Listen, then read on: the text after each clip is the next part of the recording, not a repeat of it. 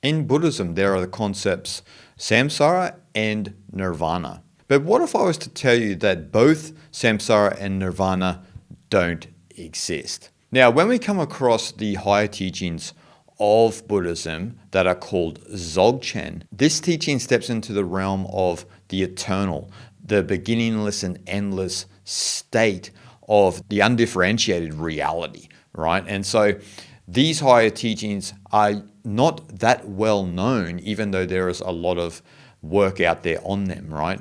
But they don't explain it to its nth degree. So today I want to explain this idea of going beyond samsara and nirvana, or even that neither exist, right? So, which I stated at the beginning. And I want to look at this from the perspective of the great Dzogchen text, The Flight of the Garuda. Now, this is one of the most important books in Buddhism, or let me say of all world literature, right? This is one of the most important spiritual teachings. And this one is actually translated by Keith Dowman, who himself is a great Dzogchen teacher. And so I want to read one verse from The Flight of the Garuda to explain to you why samsara and nirvana don't actually exist. In a state of total presence, there is no separation of samsara and nirvana. Look out from the motionless space of intrinsic awareness at all experience, illusory like the reflection in a mirror, and no matter what manifests, it can never be tasted. Its existence can never be proved. In this dimension, samsara and nirvana do not exist, and everything is the Dhammakaya. So in the first line it says, in the state of total presence, right, there is no separation of samsara and nirvana. Now what is this total presence? Now this is Rigpa, right? Rigpa. Now you often hear of Rigpa in all of Vajrayana Buddhism. Now this is this total pristine awareness or total presence, right? This is this complete state of consciousness. And from that state, you can see the nature of all things, because you are abiding in that eternal substratum. Now, in Vajrayana Buddhism, that would be what is known as the Dhammadhatu, right? Which is this field of reality, the kind of this base level of consciousness. This is the undifferentiated state. This would be similar to the idea of Nirguna Brahman in Vedanta, which is Brahman without qualities, right? So Dhammadhatu, like Nirguna Brahman, has no qualities. It is completely empty essence. And so in this verse, it's stating that someone who is in a state of Rigpa, who embodies that pristine awareness of the ultimate substratum, actually see no separation between samsara and nirvana. And actually, it goes even further in this chapter, right? Because it says, in this dimension, samsara and nirvana do not exist, and everything is the Dhammakaya, right? And so, as I stated before, that Dhammadhatu is that empty essence, right? And so, when that relates to us as individuals, we have to think of the Trikayas, right? And so the Trikayas are basically Dhammakaya, Sambhogakaya, and Nirmanakaya. So Dhammakaya is essence, Sambhogakaya is the cognizant quality, and Nirmanakaya is the unconfined capacity, or we could say the unity of both Sambhogakaya and Dhammakaya, right?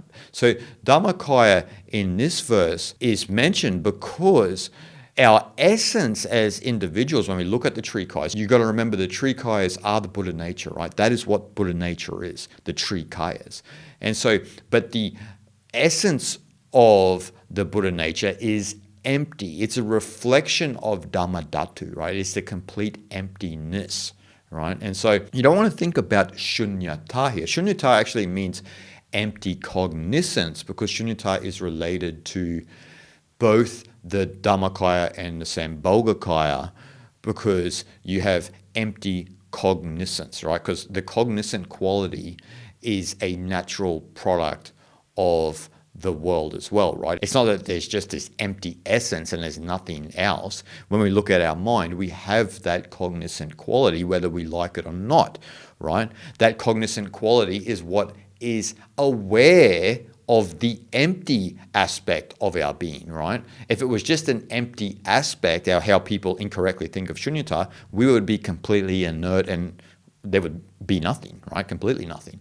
So when we look at this verse, from the state of Dharmakaya within ourselves, that empty essence, right, which is identical with the Dhammadhatu, which is kind of the essence of the Dhammadhatu, samsara and nirvana don't exist. Because in that state, there's no one to be liberated, so to speak, from their karma, right? There's no one that's coming back life after life after life. So even nirvana is unnecessary here because the candle is already completely blown out because you're abiding in your true essence, right? And so why would you need to go through all of this work and merit to try and alleviate your karma life after life after life when you can abide in Rigpa, in that pure, pristine, total presence, which is non-dual, pure consciousness, right? And so in that state, how could samsara and nirvana exist? They could not exist, right? Because nirvana actually is the opposite of samsara, right? Because the way that samsara is finished off, so to speak, is when the candle of identity is completely blown out. But if you're already in that blown out state, without having to think that you need to do all this merit from life to life to life, there is no need for either concept, right? There is no need to attain nirvana because you are already that. And this is why the Dzogchen teachings are the higher teachings in all of Buddhism, because it acknowledges that we are already the Trikayas. We are already that. But it's the idea of the identity that keeps us coming back life after life, right? Because if we look at it from the traditional Buddhist teachings, the identity itself in its actuality is completely empty, right? And so it's only the belief that we are this permanent being and the one who accrues all this karma that keeps us from experiencing it, right? It's only that belief from experiencing that ultimate reality. And so that's what's very important in this verse of the flight of the Garuda. And I also like the middle part of this verse when it states, look out from the motionless space of intrinsic awareness at all experience, illusory like the reflection in a mirror, and no matter what manifests, it can never be tasted. Its existence can never be proved, right? So when you are in that state of Rigpa, look out from the motionless space of intrinsic awareness. Remember, Dharmakaya, or let's say even Dhammadhatu, in relation to Rigpa, how our total present state of consciousness flowers in us, is space is a good analogy of all of it, right? Because space is completely endless, infinite, but it contains the entire world, right? And so that's actually how we are within as well. But we don't identify with the Rigpa, the space in our mind. We identify with the thoughts, with the concepts, the forms we have in our mind, which keep us stuck to this wheel of samsara, right? But when you acknowledge the space, the wheel disappears, right? And so from that place, existence itself and the idea of samsara and nirvana cannot be proved, right? That's what they state in the Flight of the Garuda. And so I cannot recommend the Flight of the Garuda enough because it's one of the greatest spiritual texts in the entire world. And this version of from Keith Dowman has many different texts of the Dzogchen tradition actually within it. And so it's an amazing scripture and teaching.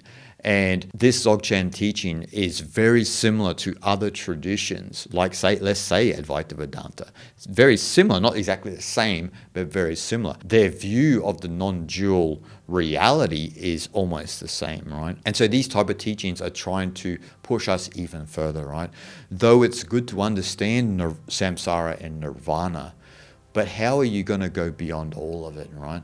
How are you going to go beyond the concept of even the one who needs to attain nirvana? How are you going to go beyond that, right? And maybe that is actually how you attain nirvana itself, right? Because the candle is completely blown out when you understand that neither samsara or nirvana ever exist from your true non-dual state of Rigpa.